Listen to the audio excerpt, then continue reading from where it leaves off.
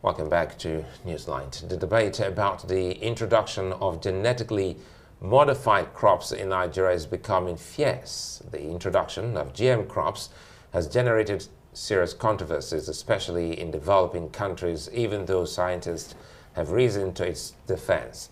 Some experts say among the benefits of GM crops include increased crop yields, reduction in chemical pesticide use, and pharmaceutical and biofuel production, among others. But other scientists disagree and say genetically modified crops often disrupt the natural process of gene flow because the better traits are produced from engineering genes, which can result in the favoring of one organism. They claim it is more inclined towards the marketization of farming for the purpose of immoral profits. Joyce Brown, who is the Director of Programs at the Heart of Mother Earth Foundation, and Kabir Ibrahim, who is the President of the All Farmers Association of Nigeria.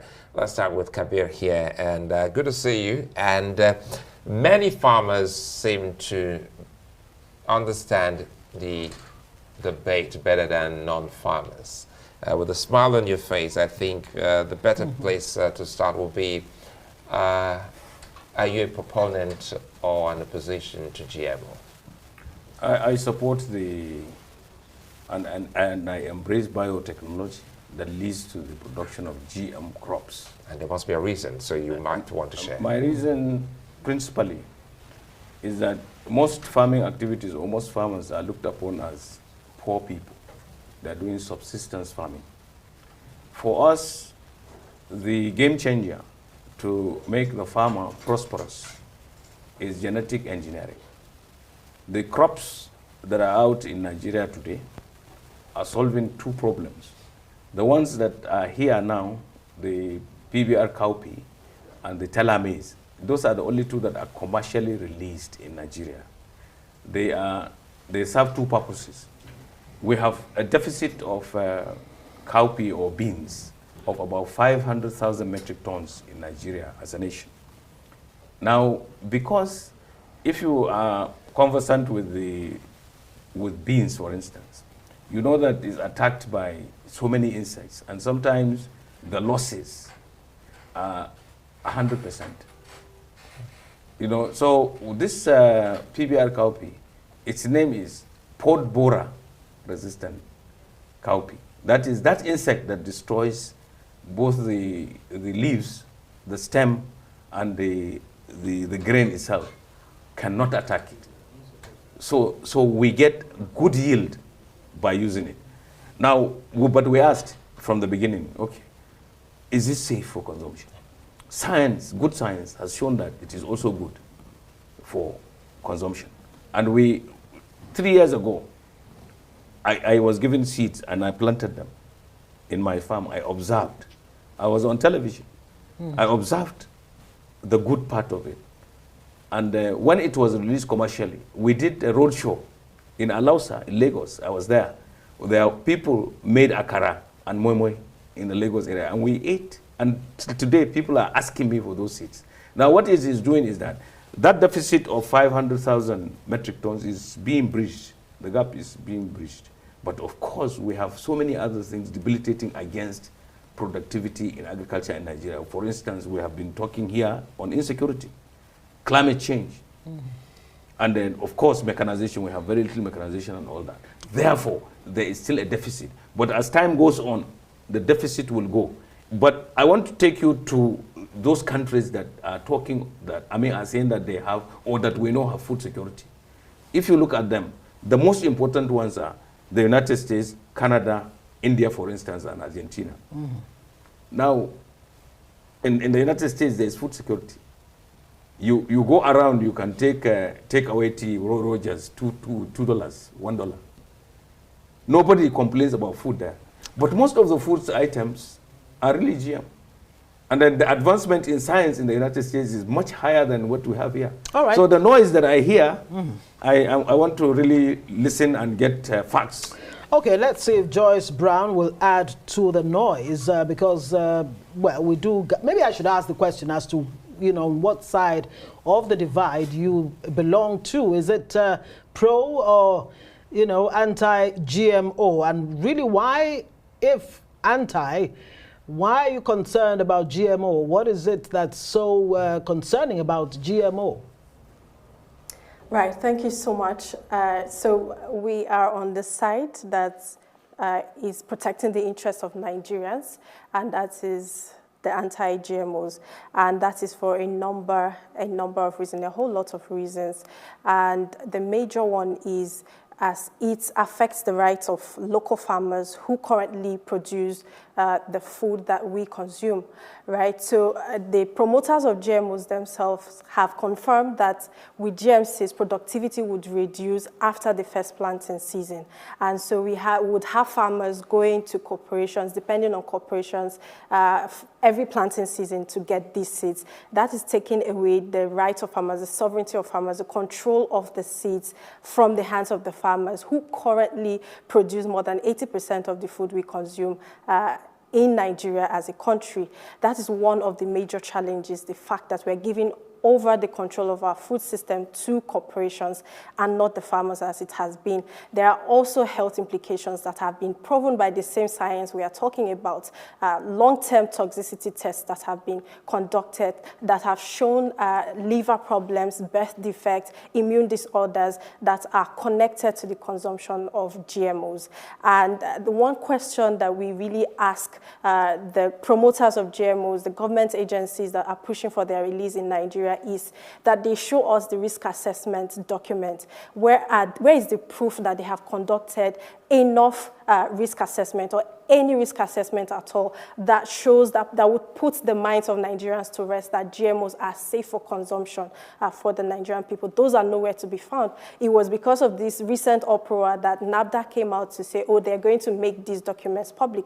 But this should have been done even before these products are released. These documents are nowhere to be found as it is. If we have researchers in the country who should have given peer review to these risk assessment documents, just so that we know that for a fact we have done due diligence before these products are released to the Nigerian environment.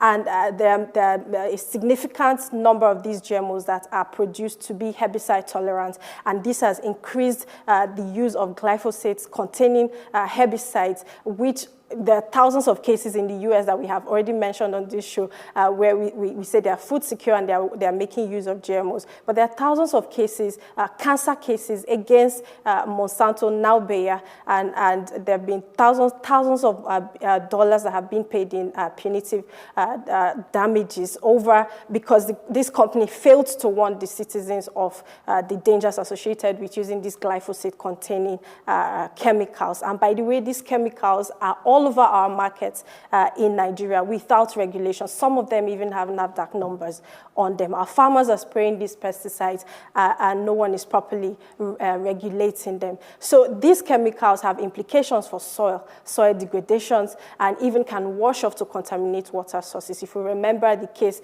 that happened in Benue, where up to 270 people died from contamination with endosulfan. So these are also implications. And we're already having issues with our export market because some of our products, including beans, are being rejected in the EU, for example, because of excessive pesticide residue. So these are some of the problems that we will encounter if we continue to go in the way of GMOs. And if we want to solve food insecurity like our government says we want to do, it would be to address challenges that farmers face.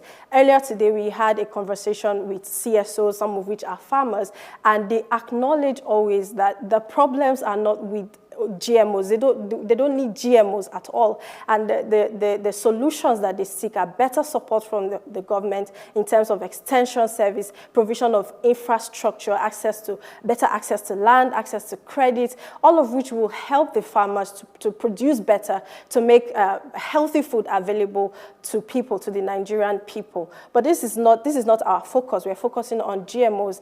And just to clarify that we are not against science. Not at all. We acknowledge the role of science in technology, in medicine, and in other aspects of life. But to tamper with the food that people consume and in a way that is so shrouded in secrecy, people are not aware of what is going on, it's totally problematic and unacceptable. All right, good, Joyce, thank you. Let's bring in Kabir Ibrahim.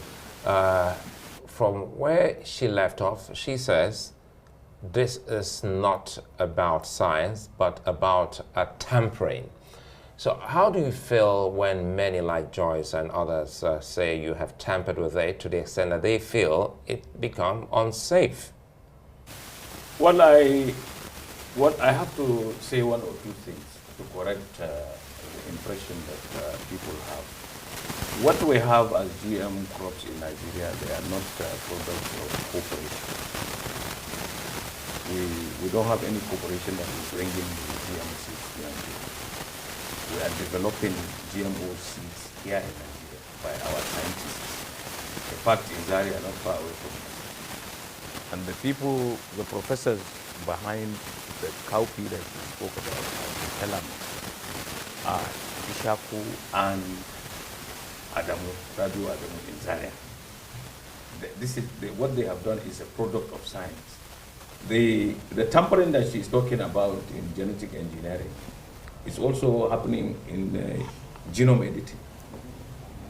My bias is in science as it relates to the built environment, but we also do assessments to see impact on people. Yes, it is possible for people to say that there are contraindications even on drugs for medication. And it is possible for us to find certain things from what we consume, like sugar.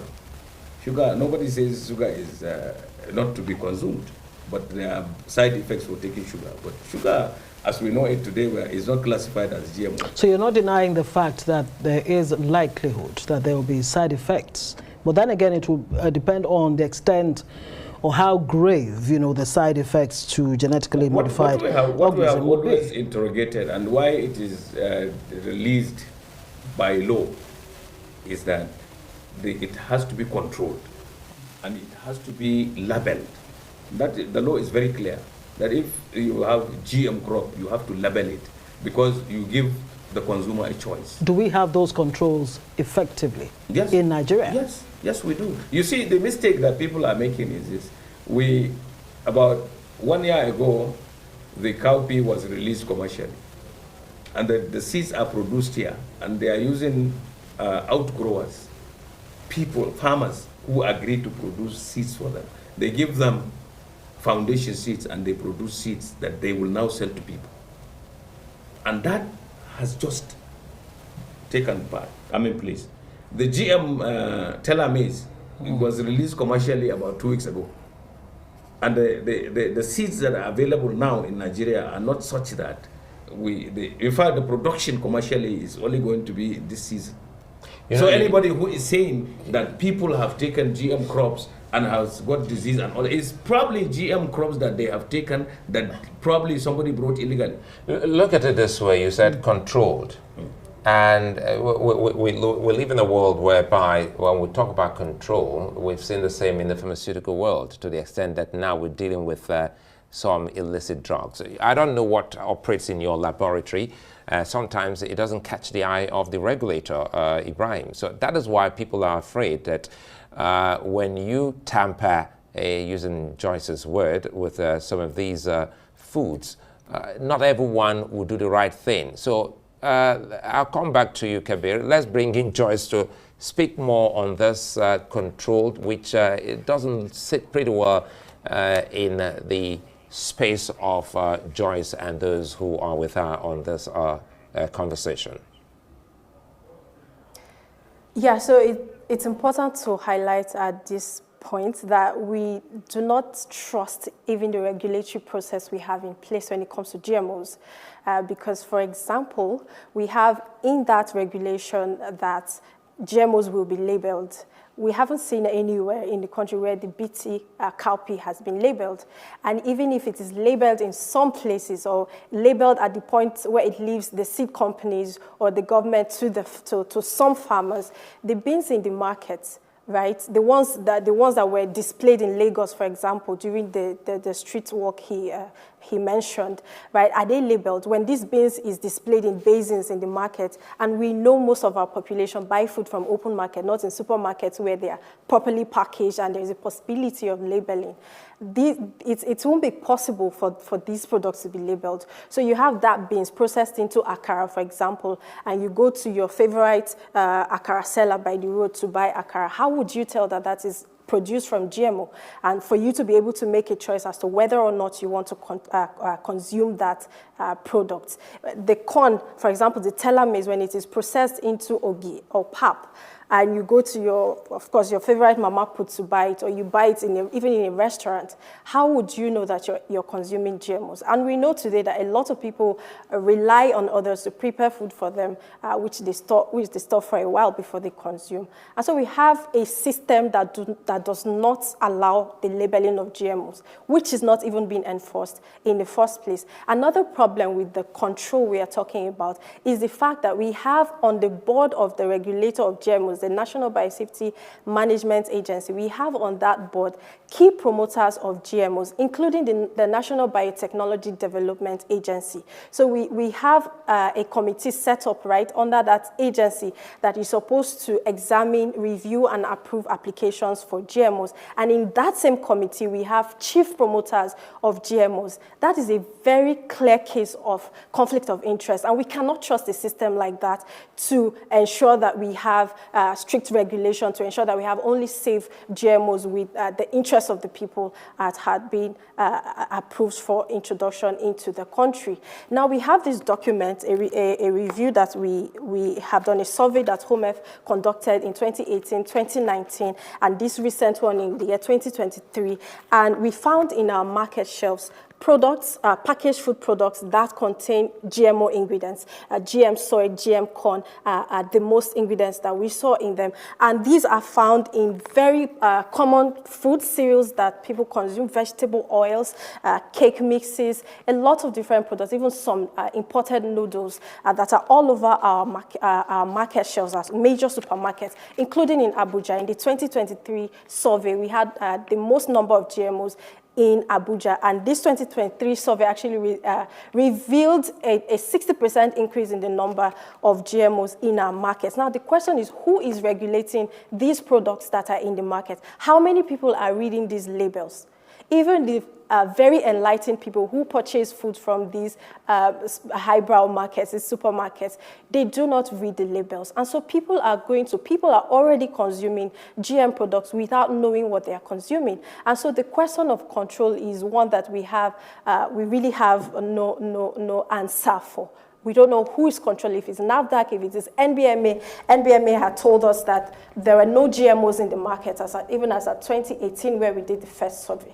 But we saw these products in the market, and there is no response on these products, about these products that are in the market that the Nigerian people are consuming. Well, it's good to know that, I mean, you've done, great research, not just responding or reacting in a sentimental or, emotional manner that doesn't really make much sense. Let's bring it back to you, Kabir Ibrahim. You heard the argument, very compelling argument against, there. But when, anyone listens to you too, very compelling arguments on both sides. Now, let's even talk about some of the myths around the issue of GMO, for example. The issue of, the argument that land used in cultivating GMO, organism or products, you can't really, in a sustainable manner, reuse this land. They become incultivable, if there's any such a word. You want to help us understand truth, fact, and myth around this? There are many things that I would say, but first let me react to anybody who says they don't trust the controlling mechanism of anything in a nation. And that. Yes, that is wrong, because you see, they had support from the Senate, the last Senate. I think the majority leader, one Dr. Abdullahi, who is also an agriculturist, they sponsored the bill. I mean, to amend some of the MBMA components or articles in the law. We went for public hearing. they didn't come. Even the promoter didn't come. So we, as far as we are concerned, these were not really thought out things. And then as to the issue of the survey and what they have seen in the market and that is labeled, this is imported, illegally imported GM crops, because we are talking about the GM crops that are produced here and that are already in commercial, released in commercial quantities. Yeah, it still speaks to the issue of, you know, lack of regulation. I mean, if NAFDAC says we're not confident that this GMO foods are safe, and that NAFDAC also says it hasn't given any license to bring in GMOs. Yes, and yet we have loads of it. I would like to tell you. I would like to tell you this. I mean, this is a government issue, but the mandate for GM crops is not with NAFDAC. NAFDAC does not have that mandate. So the person, whoever it is, who said anything is not institutional. The thing is that after all, it is not shocking. It's true. No, it is shocking that NAFDAC has always protected what we consume, and now when it comes to GMO, NAFDAC has no hand in it. No, it is a member of the board of the MBMA. It is there before this thing is allowed to be released commercially. So it has its input there. But for the mandate to say it is safe or not, it does not have that mandate.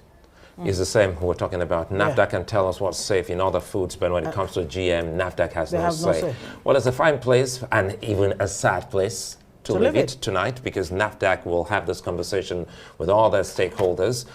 Kabir, I'd like to thank you for your time, Kabir Ibrahim. And Joyce Brown, thank you for your time, for coming on the show. Newsnight continues after now. Stay with us.